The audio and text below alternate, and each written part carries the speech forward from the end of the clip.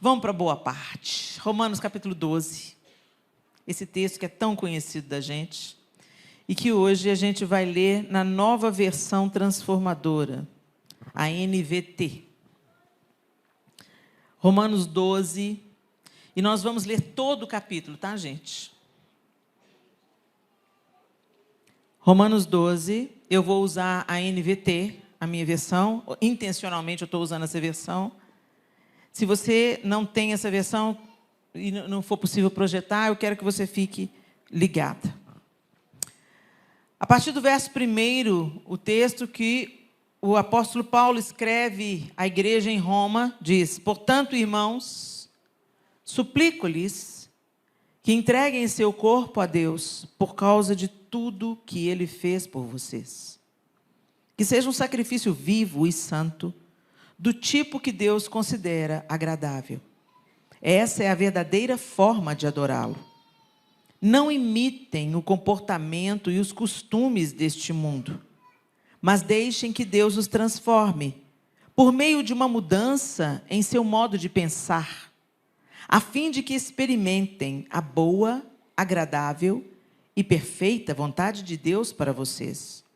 Com base na graça que recebi, dou a cada um de vocês a seguinte advertência: não se considerem melhores do que realmente são. Antes, sejam honestos em sua autoavaliação, medindo-se de acordo com a fé que Deus nos deu.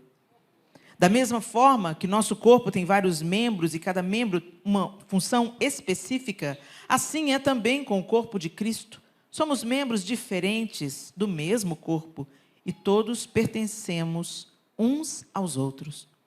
Deus, em sua graça, nos concedeu diferentes dons. Portanto, se você tiver a capacidade de profetizar, faça-o de acordo com a proporção de fé que recebeu. Se tiver o dom de servir, sirva com dedicação. Se for mestre, ensine bem. Se seu dom consistir em encorajar pessoas, encoraje-as. Se for o dom de contribuir, dê com generosidade. Se for o de exercer liderança, lidere de forma responsável. E se for o de demonstrar misericórdia, pratique-o com alegria.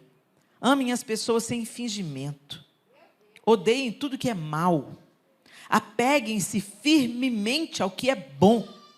Amem-se com amor fraternal e tenham prazer em honrar uns aos outros. Jamais sejam preguiçosos, mas trabalhem com dedicação e sirvam ao Senhor com entusiasmo. Alegre-se em nossa esperança. Sejam pacientes nas dificuldades e não parem de orar. Quando membros do povo santo passarem por necessidade, ajudem com prontidão. Estejam sempre dispostos a praticar a hospitalidade. Abençoem aqueles que os perseguem, não os amaldiçoem, mas orem para que Deus os abençoe. Alegrem-se com os que se alegram e chorem com os que choram. Vivam em harmonia uns com os outros. Não sejam orgulhosos, mas tenham amizade com gente de condição humilde. E não pensem que sabem tudo. Nunca paguem o mal com o mal. Pensem sempre em fazer o que é melhor aos olhos de todos. No que depender de vocês, vivam em paz com todos. Amados, nunca se vinguem. Deixem que a ira de Deus se encarregue disso, pois assim dizem as Escrituras: a vingança cabe a mim, eu lhes darei o troco, diz o Senhor. Pelo contrário, se seu inimigo estiver com fome, dê-lhe de comer. Se estiver com sede, dê-lhe de beber. Ao fazer isso, amontoará brasas vivas sobre a cabeça dele. Não deixem que o mal os vença, mas vençam o mal, praticando o bem. Senhor, essa é a tua palavra verdadeira, eficaz, mais cortante que espada de dois gumes. Nós agradecemos pela tua palavra, pelo privilégio que nós temos de poder nos reunir e meditar sobre a tua palavra nessa noite. Fala conosco como um todo, como um corpo, mas também fala conosco na nossa individualidade, nas nossas questões, naquilo que o Senhor conhece de tão íntimo de cada um aqui. Toca-nos, Espírito Santo, e não nos deixe entregues a nós mesmos, mas que pelo teu poder, a tua palavra nos penetre, nos transforme. para a glória do teu nome, em nome de Jesus. Amém. Nós gostamos muito e lemos com frequência e sabemos de cor os primeiros versículos de Romanos 12. Eu gosto muito de pensar, gente, que o apóstolo Paulo foi chamado pelo próprio Deus para ser apóstolo de Cristo aos gentios. O cristianismo, ele nasce dentro do judaísmo. Jesus era judeu, os discípulos eram judeus, e ele vem primeiro para se manifestar como Messias para o povo escolhido, para o povo judeu. Mas os seus não o receberam, bendito seja Deus, porque assim o evangelho chegou até nós. Então Deus envia os seus apóstolos. Ele já tinha dito para Pedro, quando Pedro tem aquela visão do lençol, vocês se lembram? Do lençol com vários animais, e o Senhor fala, mata e come, e Pedro fala, como é que eu vou comer? Ali tinham animais que para o judaísmo eram imundos, que não era adequado comer, e o Senhor falou, não chame de imundo o que eu purifiquei, né? O que Deus purificou. Então, ali Pedro estava tendo um insight, que o evangelho de Jesus Cristo não era restrito aos judeus, mas era para ser expandido aos gentios, ou aqueles que não eram judeus. E assim, o apóstolo Paulo, nessa empreitada, ele começa, junto com Barnabé, um amplo plantio do evangelho, principalmente na Ásia, o que depois vem a acontecer, as igrejas na Ásia, Éfeso e tantas outras cidades. Éfeso vira como se fosse uma nova Jerusalém, uma nova sede da fé cristã, e ali, a partir de Éfeso, várias outras igrejas na Ásia surgem e o evangelho se expande através da vida do apóstolo Paulo. E eu tenho uma coisa tão interessante, quando Deus está fazendo alguma coisa através da gente, a gente não tem ideia de onde isso pode chegar, quem isso pode alcançar, né? Eu tenho certeza, gente, que o apóstolo Paulo não tinha ideia que tantos séculos depois, as cartas que ele mandou para a igreja em Roma, para a igreja em Corinto, para a igreja em Éfeso, que essas cartas estariam moderando, instruindo a igreja hoje, aqui no Arão Reis, Brasil. Gente, que coisa mais linda o que Deus faz, né? E quando a gente olha para essas cartas de Paulo, elas nos dão instruções tão sólidas acerca de como nós devemos viver a nossa fé. A atitude é a parte visível da nossa fé. Então, muitas pessoas vão saber naquilo que você crê, muitas vezes não porque você vai pregar o evangelho com as suas palavras. Tem muita gente que vai ver uma atitude sua e vai falar, você é crente? Isso, aliás, está ficando bem escasso, né, gente? Porque, assim, a coisa está ficando muito igual. Está todo mundo meio parecido, né? E me faz lembrar, quando fala que a gente está meio parecido, a gente pensa no joio e no trigo. O joio e o trigo, eu não sei se você já teve a oportunidade de ver os dois, mas eles são muito semelhantes. Muito, muito semelhantes. E eu já vi um agricultor, né, postando um vídeo no Instagram, falando que o joio e o trigo, ele mostra o joio e o trigo, e a gente vê que são muito parecidos, e aí ele esfrega o joio, e é só palha. Ele esfrega assim na mão, e sopra, e não fica nada. E o trigo, ele pega e esfrega do mesmo jeito que ele esfrega o joio, e quando ele sopra a palha, fica um tanto de sementinha na palma da mão dele. Ou seja, o trigo frutifica, o joio não. Tem outra característica do trigo e do joio. O joio, quando bate o vento na plantação, o joio não se enverga. O trigo se enverga. Interessante como Jesus escolhe umas ilustrações tão poderosas para nos ensinar sobre o seu caráter, sobre a sua bondade, sobre a sua misericórdia e também sobre características que nós carregamos, né? E aqui o apóstolo Paulo, ele está falando para a igreja em Roma, eu suplico-lhes. Esse termo, suplico, quer dizer, eu estou insistindo com você, eu estou implorando para vocês, olha, presta atenção no que eu estou te falando. Que entreguem o seu corpo a Deus, por causa de tudo que Ele fez por vocês.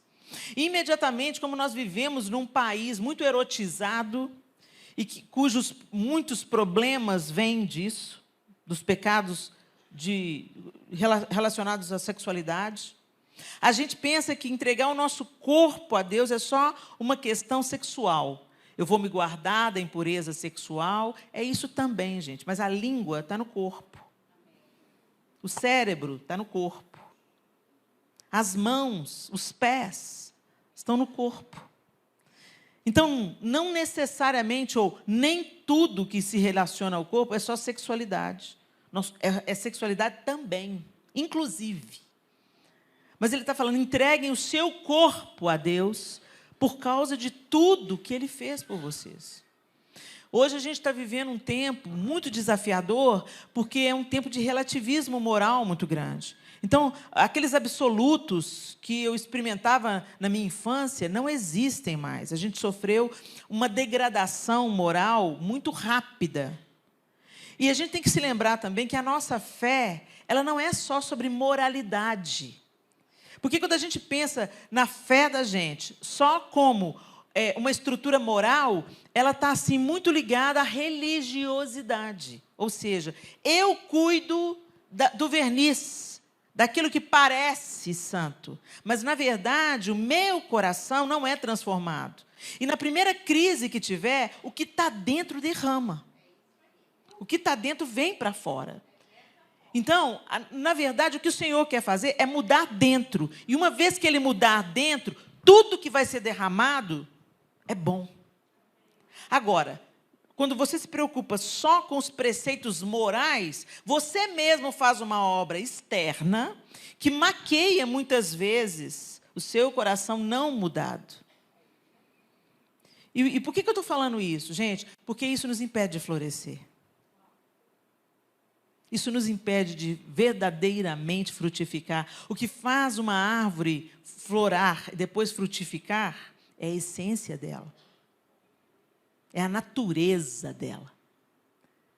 Você não vê uma árvore pelejando, gritando, gemendo para dar fruto. Alguém aqui já viu uma mangueira berrando? Na estação apropriada, enche de florzinha, depois vem fruto. Não é? E é isso que o Senhor quer fazer em nós. Passar para a natureza dEle, para a nossa natureza, a fim de que a gente floresça e dê frutos. E que o nosso fruto permaneça. Mas a gente é tão especialista em fruto de plástico. E os frutos de plástico, gente, hoje em dia, então, né, eles são tão perfeitos. Você olha para eles, você pode ser enganada. Eu tinha, por muito tempo na minha casa, limão siciliano de plástico, que eu trouxe dos Estados Unidos, uma das viagens que eu fui ministrar lá. Eu achei lindo, tão perfeito, comprei e pus na minha fruteira. Uma amiga minha achou que era de verdade. Ela falou, gente, mas, Helena, você tem dinheiro pra caramba, toda vez que eu venho aqui, você está comprando limão siciliano é muito caro. Eu falei assim, vai lá para você ver. Quando ela pegou, não tem consistência, não tem peso, não tem cheiro, é só aparência, né? E isso é uma coisa muito comum. Hoje a gente se preocupa muito com o que vão pensar de nós. E aí a gente mesmo faz uma obra de adaptação. Então, você entra numa igreja evangélica, por exemplo, você sabe que você não pode vestir de qualquer jeito, porque quando a diaconisa passar por perto, né, ela vai falar, irmã, Deus é justo, mas a sua calça, hein? Joga aquelas indiretas, né? Põe o pano nas irmãs da fila da frente. Às vezes precisa de uns panos, né? Mas, na verdade, gente, não adianta você tentar podar os frutos podres se você não tratar a raiz. E a obra que o Senhor quer fazer em nós, minhas queridas, ela começa dentro do seu coração. Porque o nosso pecado, gente, a gente pode enganar todo mundo lá de fora, mas Deus sonda os corações. Deus vê quem a gente é de verdade, sem máscara, sem maquiagem. Sabe como? Ele vê os seus pensamentos. Ele sabe aquela irmã que você está com vontade de dar uma voadora nela. Ele sabe o que você pensa do seu marido quando ele te passa raiva. Ele escuta os seus pensamentos. Quando a irmã, que agora chegou na igreja, tem 1 ano, Deus promove ela, você já está agarrada no ódio. Deus sabe, gente, Deus vê.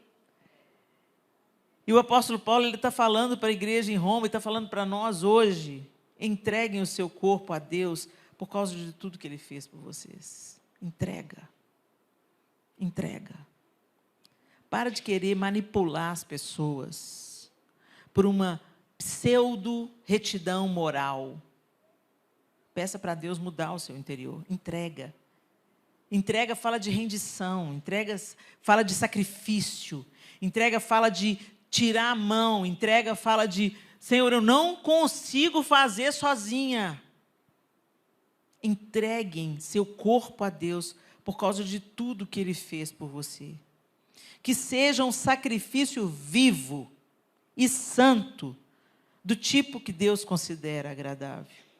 Ou seja, quando você pensa em primeiro lugar em agradar a Deus e não em ser aprovado pelos outros. Inverte essa ordem, gente. A gente se ocupa tanto do que é aparência, do que é finança, do que é material, sabe? A gente se ocupa muito disso, mas a palavra de Deus fala, buscai, pois, em primeiro lugar o reino de Deus, a sua justiça, as demais coisas serão acrescentadas. Mas a gente inverteu a ordem, a gente quer as demais coisas. E depois, o reino de Deus é a sua justiça. Não vai rolar. Não vai rolar, gente.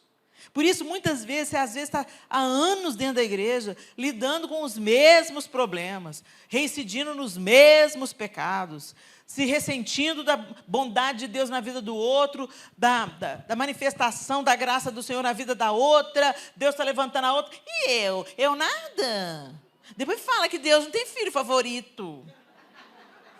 Não, definitivamente, Deus não tem filhos favoritos, mas certamente tem aqueles filhos que preferem Deus do que qualquer outra coisa. E esses que preferem Deus do que qualquer outra coisa, eles vão se demorar à mesa. E quando você se demora à mesa com seu pai, você sabe coisas sobre ele que nenhum dos seus irmãos sabe. Você conhece histórias dele que nenhum dos seus outros irmãos conhecem. Você cria intimidade com seu pai. E você desenvolve uma intimidade, uma conexão com seu pai, que os outros irmãos não têm. Mas é porque o pai ama mesmo? Não, o pai ama todos. Põe a mesa para todos. Tem comida para todos. Mas são poucos aqueles que permanecem à mesa do pai. Muitas vezes eles vêm porque o pai é um caixa. Passa o cartão. Pai, provê. Pai, cura. Pai, liberta. Pai, transforma. Pai, me dá um filho. Pai, me dá um marido. Pai, conserta minha vida. Pai, me dá um emprego. Gente, não é essa relação que Jesus veio reconstruir entre nós e o Pai. As demais coisas serão acrescentadas. Mas a gente inverteu definitivamente a polaridade. A gente tem um relacionamento com Deus totalmente utilitarista. A gente abraça Deus revistando os bolsos dele. O que você trouxe para mim?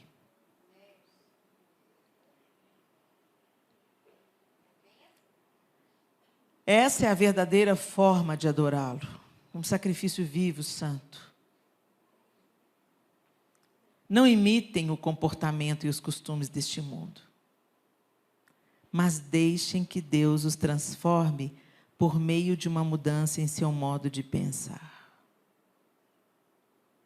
Gente, mais uma área que a gente pensa que é sobre imitar o jeito do mundo. Muita gente demoniza as paredes pretas, né? Parede preta. É o mundo entrando na igreja. O mundo entrando na igreja é esse seu julgamento se achando melhor do que o outro. Isso é julgamento. Às vezes a gente, é o tal negócio, a gente põe os olhos, mais uma vez, nas coisas aparentes. Mas, enquanto isso, Satanás vai minando as estruturas da gente.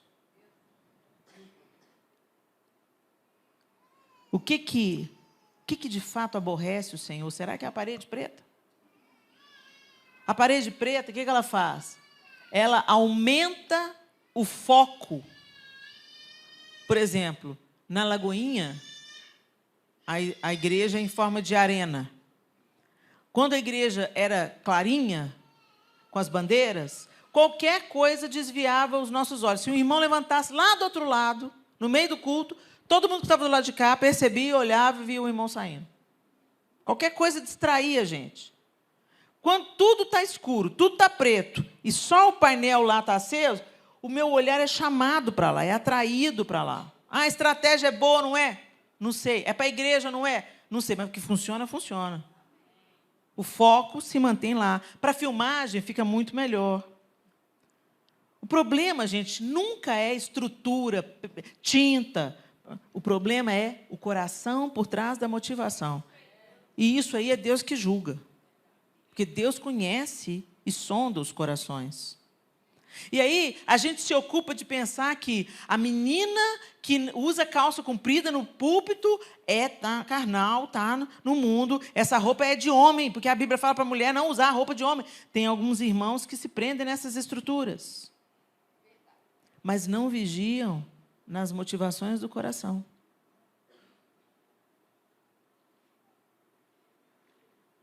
Não amam, não perdoam, restringem pessoas que Deus podia usar. Nós colocamos rótulos em todo mundo. E quem fazia isso muito bem eram os fariseus.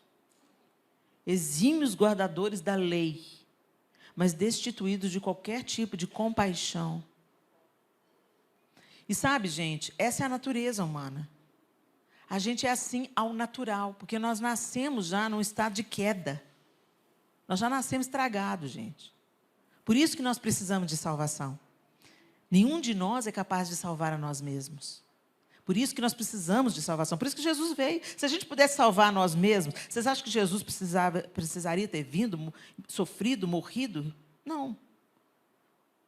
Ele passava umas instruções, a gente mesmo... A lei foi instituída, vocês lembram? Deus deu a lei. E o povo seguiu a lei. Eles conseguiram seguir a lei 100%? Não! A lei só evidenciou como nós fracassamos. Você acerta 1 mês, 2 meses, daqui a pouco você está tropeçando. Ou você consegue se manter puro apenas cerimonialmente ou apenas moralmente, mas o seu coração continua estragado. Nós somos muito bons para manter a fachada. Mas Deus quer transformar dentro. Porque quando nós formos transformadas genuinamente dentro, não tem jeito disso ficar retido. É isso que Jesus estava dizendo. Não dá para esconder uma lamparina debaixo da cama. Não dá para esconder uma cidade edificada em cima de uma montanha. Porque a luz vai brilhar. Mas para isso... nós temos que nos divorciar da nossa busca pelas aparências e nos dedicarmos à busca de santificação em Cristo, a fim de que Ele faça essa obra dentro de nós, para que os nossos frutos venham naturalmente, pela nossa nova natureza transformada em Cristo, e o nosso fruto permaneça. E aí tudo que o apóstolo Paulo começa a falar, a partir daqui, ele termina, o versículo 2 falando, para que vocês experimentem a boa, agradável e perfeita vontade de Deus para vocês. Tem que mudar o jeito de pensar, porque a nossa maneira de pensar, ela vai controlar todo o nosso... Gente, aí que mora o nosso problema. A gente pensa que o pensamento não tem valor nenhum. A gente dá muita atenção para o nosso coração. Tanto é que algumas frases da nossa cultura dizem assim, segue o seu coração. O que diz o seu coração? Não é assim? O coração é importante? É sim. Ele é importante sim. Mas ele não pode nos governar. Por quê? Porque a Bíblia me diz que o nosso coração é enganoso e desesperadamente corrupto. Quando nós somos levados pelas nossas emoções apenas... nós nos enganamos tanto, queridas. Tanto. Nossas paixões procedem do coração. As nossas dores, às vezes, nos paralisam. Por quê? Estamos ali centrados nas emoções tóxicas, naquilo que nos fizeram no passado, aquilo que aconteceu. Aí você fica ali remoendo, revivendo, ressentindo tudo aquilo. A palavra de Deus diz, ama o Senhor o teu Deus com todo o seu coração, com toda a sua alma e com todo o seu entendimento. E muitas vezes a gente demoniza o entendimento. A gente fala assim, não estuda não, hein? Não estuda não, que quem... Você já ouviu essa frase? Não estuda, não entra no seminário teológico não, que quem vai entrar em teologia desvia. Já ouviu isso? Ou então fala assim, né? Isso acontecia muito na época que eu era criança. Não lê muito a Bíblia não, que quem lê a Bíblia fica doido. Né? E aí, o que a gente faz? A gente converte, faz, né? Aceita Jesus, passa pelo discipulado da igreja, tudo, mas parou por aí. E os livros que você lê na Bíblia? Salmo e Provérbio. Quando eu estava para casar, Cantares. Só isso, irmã? Ah, não, eu já li Mateus, Marcos, Lucas e João. Ó, que benção, lê os evangelhos? Li, mas é tudo igual, né? E só. E Levítico, misericórdia. E Números, não, nem pensar, não entendo nada. Ô, gente, a palavra de Deus de Gênesis a Apocalipse, ela é uma narrativa única sobre a história de Deus. E se você não vai ler a história de Deus, de Gênesis a Apocalipse, qualquer coisa entra no lugar. E você customiza Deus. E você pensa que Deus é aquele Deus que você imagina que mais parece com o Papai Noel do que com o Deus da Bíblia. E aí, quando a coisa não acontece do jeito que você queria, você começa a ficar revoltado. Por quê?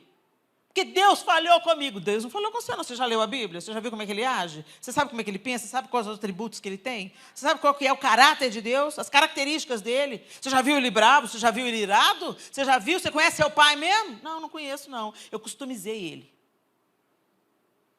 Isso tudo porque se demoniza o entendimento. Por isso que o apóstolo Paulo está dizendo aqui, muito claramente, transforme por meio de uma mudança do seu modo de pensar. Você precisa de conhecer o Deus da Bíblia, não o Deus que você imagina. A justiça é a justiça de Deus, não a justiça dos homens, não a justiça que você acha que é justiça. Gente, nos últimos dias, muitos apostatarão da fé. Por quê? Porque vão se decepcionar com Deus. Talvez você já começou a ouvir umas frases por aí.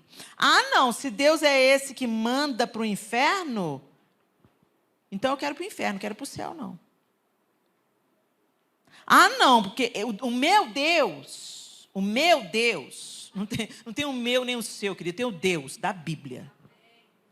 Tem o Deus que está assentado em um alto sublime trono, o Criador de todas as coisas. E tem um livro que conta a história dele, quem ele é, todas as características dele, sua bondade, sua misericórdia, sua ira, seu vigor, sua força, seu poder, sua autoridade, está tudo na Bíblia. Mas a gente não conhece. Por quê? Porque a gente demoniza o entender. Mas primeiro a gente tem que entender, para depois a gente ser. Você não vai amar genuinamente o que você não entende, o que você não conhece. Você vai criar uma fantasia, você pode até se apaixonar por uma fantasia que você cria. Já viram aquelas meninas? A mãe fala, não casa não. Ela fala, ele é o meu príncipe. Ele é lindo, ele é carinhoso. E a mãe já está vendo, já está sacana do cara. Mas ela está movida pela paixão. Quando a gente se apaixona, a gente cria uma imagem. A gente imagina o cara. A gente ignora os defeitos dele. Mas ele apertou meu braço, porque ele é muito zeloso. Ele apertou seu braço, está roxo, os 5 dedos dele estão no seu braço. Ele é muito zeloso. Eu também vacilei. Aí, quando ele vai bater na cara, vai atrás da Maria da Penha. Sua mãe falou, o pastor falou, o discipulador falou, o bairro inteiro falou. Mas você falou assim, não, eu mudo ele. A paixão faz isso com a gente. A paixão faz a gente imaginar uma coisa que não é. A paixão é a carência, né? Faz a gente imaginar uma pessoa que não existe. Por isso que nós precisamos de conhecer. Minimamente. Para você amar o Senhor, você precisa conhecê-lo. E quanto mais você conhece, mais você ama. Quanto mais você compreende como Deus é, mais você é grato pela misericórdia, pela graça, pelo favor, mais você se apaixona por Ele, no bom sentido. Mais você se rende, mais você se entrega. E mais isso te transforma de dentro para fora. E aí o apóstolo Paulo ele vai dizendo, com base na graça que recebi, eu dou a cada um de vocês a seguinte advertência. E aí ele começa com uma lista de coisas. Gente, se a gente colocasse em prática metade disso aqui, a igreja era outra, sim ou não? Já começa pela primeira, né? Não se considere melhores do que realmente são. Jesus. Só isso aqui já ia poupar muito problema. Porque não se considerar melhor do que você realmente é humildade. Você tem, não é o espírito de coitadismo, não. Oh, eu não sou ninguém. Aí tem orgulho aí também. É a outra face do orgulho, eu no centro, né? Oh, vida, oh, céus, oh, azar. Oh, coitado de mim, você conhece alguém? Isso não é humildade, isso é vitimismo. A humildade é a noção plena de que eu tenho qualidades, tenho defeitos, sou limitada, preciso de Deus e preciso do outro. Eu preciso do outro. Mesmo que o outro aparentemente não saiba as coisas que eu sei, ele tem um tanto de coisa para me ensinar. E essas estruturas de orgulho tão presentes na nossa vida são as primeiras coisas que o Senhor precisa derrubar em nós para que Ele seja tudo em nós. Nossas estruturas de orgulho, gente, a gente quer ter, elas levam a gente, elas distorcem as nossas motivações. A gente quer conquistar para provar para os outros que a gente venceu na vida. A gente não perde uma discussão porque é a gente que tem que vencer a discussão. A gente não abaixa para o marido, não abaixa para o pastor, não abaixa para ninguém. Eu dou, sabe aquela história eu dou um boi para não entrar numa briga, mas uma boiada para não sair dela, sabe como? Tende em vocês os mesmos sentimentos que houveram em Cristo Jesus. Os mesmos pensamentos. Quando a gente olha para a carta aos Filipenses, a gente, uau! Mesmo sendo Deus, Ele não julgou que o ser igual a Deus era alguma coisa que Ele deveria se apegar, mas antes a si mesmo se esvaziou, assumindo a forma de servo. A gente está cansada demais porque a gente está cheio de orgulho, meninas. Vinde a mim, todos vós que estáis cansados e sobrecarregados, e eu vos aliviarei. Tomai sobre vocês o meu jugo, porque o meu fardo é leve. E aprendei de mim, que sou manso e humilde de coração, e achareis descanso. Por que a gente está agitada, cansada, angustiada, apavorada, irada, tudo ansiosa, desesperada? Né? Gente, não tem ninguém que eu conheço hoje em dia, que eu converso hoje em dia, que fala assim, está tudo maravilhoso, o mundo é bonito, está tudo legal, Deus é bom. Ninguém! Todo mundo assim, ai, que mundo difícil, né? Nossa, está difícil demais. Você viu na Ucrânia? Você viu Israel? Você viu as notícias? Você viu agora a nova aí, que as bolsas estão tudo despencando? Meu Deus, e agora como vai ser? Vão lastrear pelo ouro? Ai, vai ser uma moeda única. Está vendo o anticristo? Está vendo aí? Gente, é tudo verdade. Mas está tudo na Bíblia, não é para a gente estar espantado, não. Nem atribulado, nem angustiado. O que vai ser de nós? Vamos juntar comida, vamos mudar para o mato. Ô, gente, o chão abre em qualquer lugar, tá? Até debaixo do bunker. Um bunker pode ser engolido pela terra, assim, ó. Não tem bunker que vai proteger o mundo da ira do cordeiro, não, gente. Nossa ocupação é estar em Cristo. Estar nele, viver nele, se mover por ele. Mas para isso a gente tem que transformar a nossa mente. E aí eu quero te fazer a pergunta da noite. Depois disso tudo que eu falei aqui, Depois de tudo que o texto diz, eu não vou ficar indo versículo por versículo, gente, porque mais claro do que isso, só se eu desenhar. Como é que você vive o seu dia? Não é para você me responder, é para você pensar. Como é que são os seus dias? Como é que é a sua rotina? Como você vive os seus dias? Você vive a sua vida. Às vezes a gente pensa assim, eu vou separar um tempo para o Senhor. Eu vou jejuar. Eu vou orar. E, sabe, a gente faz um planejamento, sabe? Eu vou fazer tal e tal curso. Nada disso está errado.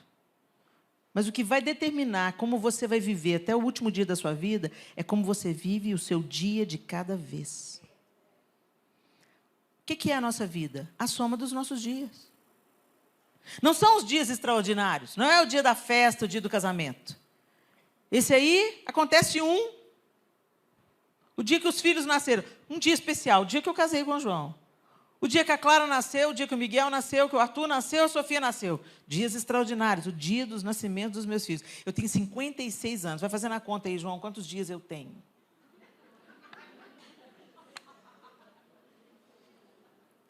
Tenho 56 anos.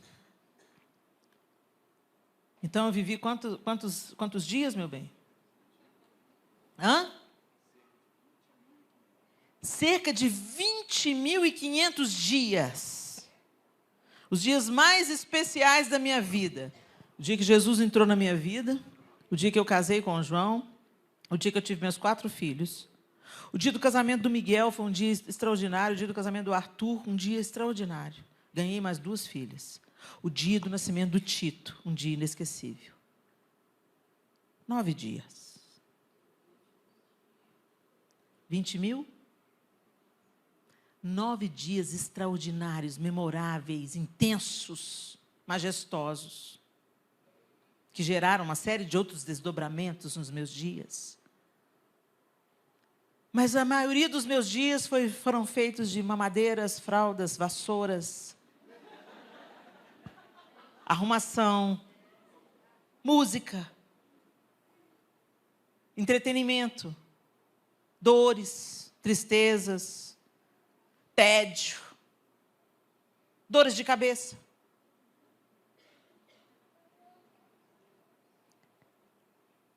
Nesses tantos dias que você tem vivido, quantas vezes você leu a Bíblia? Quantas orações você fez? Quantas vezes você experimentou um momento assim memorável no seu secreto com Deus? Aquele dia assim que Ele mudou o rumo, curou uma ferida, mudou o destino. Vocês estão entendendo, gente? É mais importante a gente viver um dia de cada vez, com Deus no centro dele. A nossa vida, gente, deve orbitar em torno do Senhor. Abre o olho, Senhor, obrigada. Sabe por que você deve dizer obrigada quando você abre o olho? Porque você só abriu porque Deus permitiu. Você só tem vida porque Deus te dá vida. Por isso que não dá para dizer, sabe? Meu corpo, minhas regras. Não, meu bem, o seu corpo não é seu. Porque você não dá ordem ao seu cérebro, nem aos seus pulmões. Não é você que mantém o ritmo do seu coração batendo. É o Deus Criador de todas as coisas que te dá fôlego de vida. Por isso que quem peca contra o próprio corpo, peca 2 vezes. Eu peco contra Deus e peco contra o meu corpo, eu peco contra a propriedade dele. Gente, como é que você está vivendo o seu dia, minha linda? Às vezes você chegou nessa reunião aqui, cansada, irritada. Às vezes matou um leão lá, antes de sair. Às vezes seu marido falou assim, você vai sair de novo para a igreja? Vou lá para aguentar alguém como você. Santa.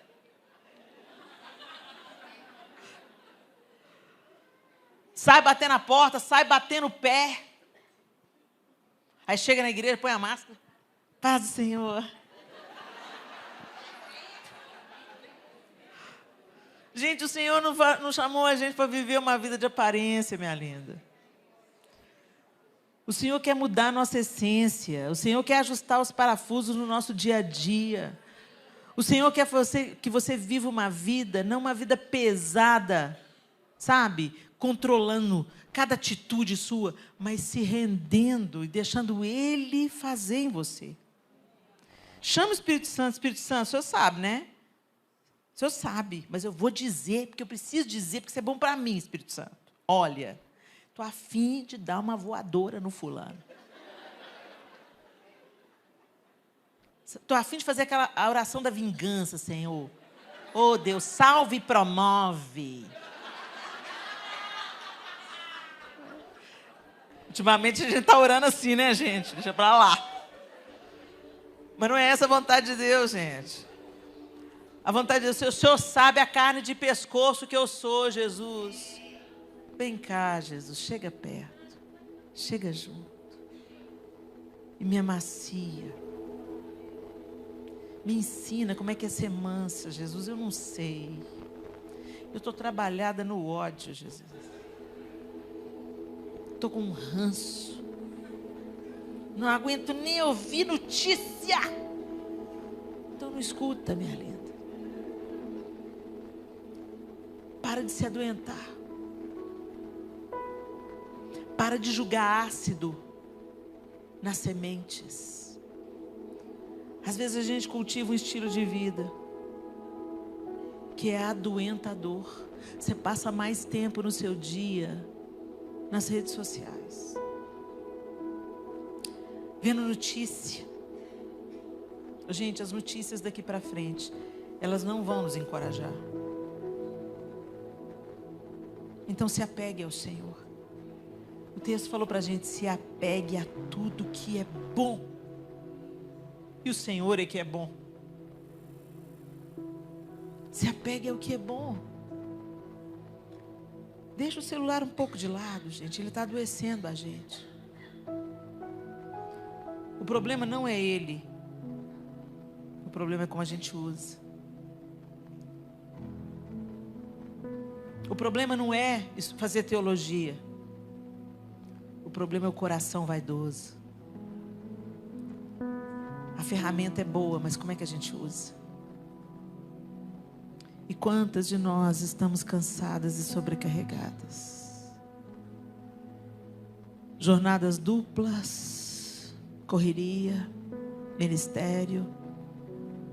A gente trabalha para Deus, mas não tem tempo para Deus.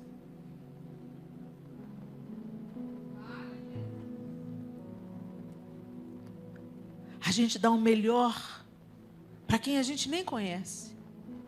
E os restos para aqueles que Deus nos entregou. Nosso estilo de vida, o nosso dia a dia está doente, gente. Por que você está fazendo as coisas que você faz, do jeito que você faz? Você está querendo impressionar quem? A gente abraçou um estilo de vida totalmente distanciado daquilo que Deus desenhou para nós. Um dia, você saiu para brincar com seus amigos na rua, pela última vez. E você nem se lembra quando. Virou só memória. Um dia esse bebê que está dormindo no seu colo vai sair pela porta para construir a família dele. E por mais que eles venham para almoçar, para jantar, nunca mais é a mesma coisa. Um dia todos os filhos não vão estar mais em casa à tarde. Um dia a mãe idosa que hoje está te cobrando muita atenção e paciência, não vai ligar mais. A gente está correndo atrás do quê? do vento. Passamos a achar coisas valiosas, enquanto pessoas perderam o valor.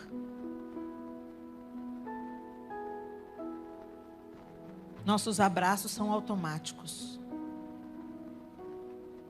mas um dia vai ser o último abraço. Os beijos são mecânicos, mas um dia vão ser o último.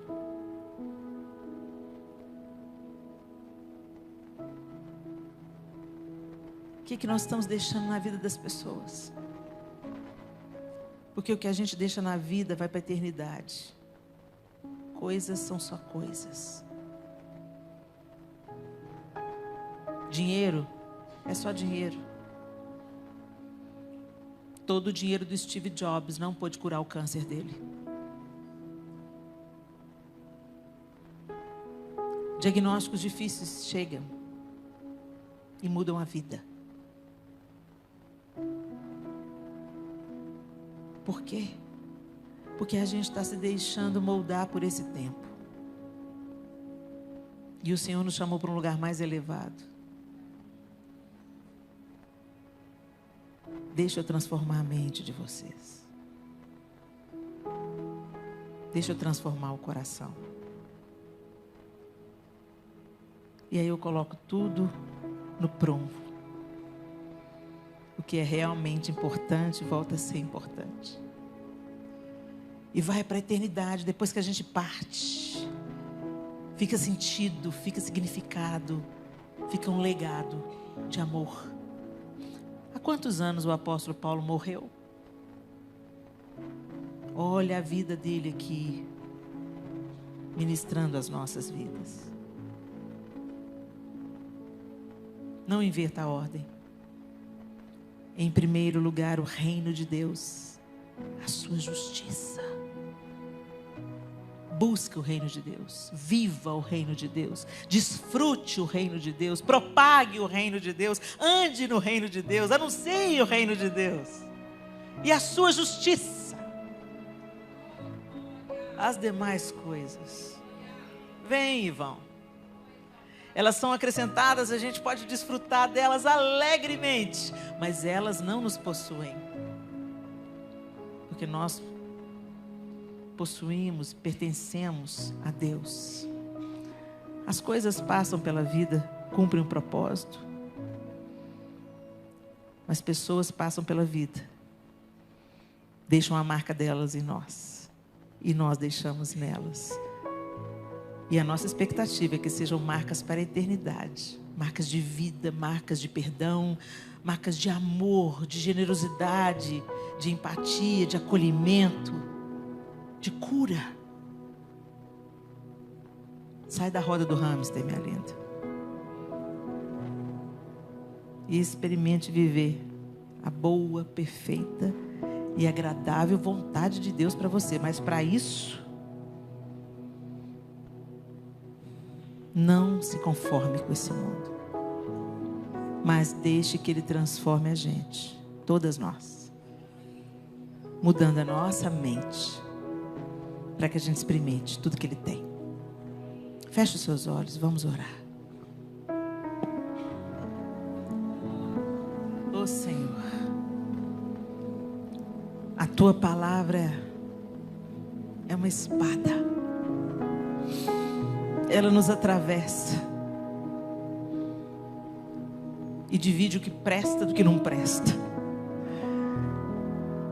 Espírito de Deus, nós não queremos andar mecanicamente, vivendo uma vida sem sentido, autocentrada, egoísta, mesquinha, tola, infrutífera, infértil. Mas queremos florescer e frutificar para a Tua glória. Nós pedimos ao Senhor, transforme o nosso entendimento,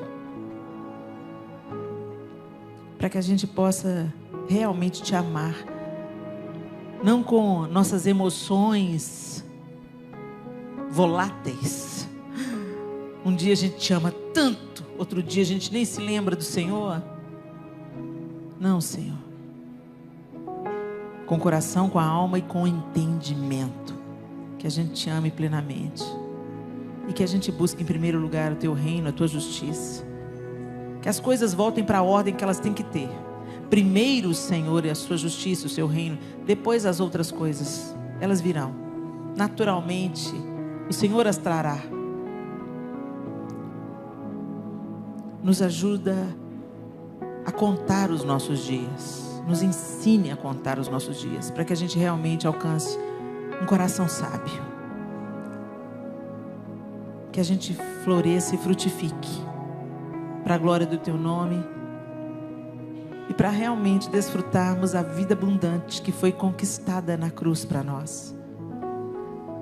Que a gente não abrace as propostas de Satanás, Senhor, mas que a gente viva sob a batuta, o comando do teu Espírito Santo, em nome de Jesus.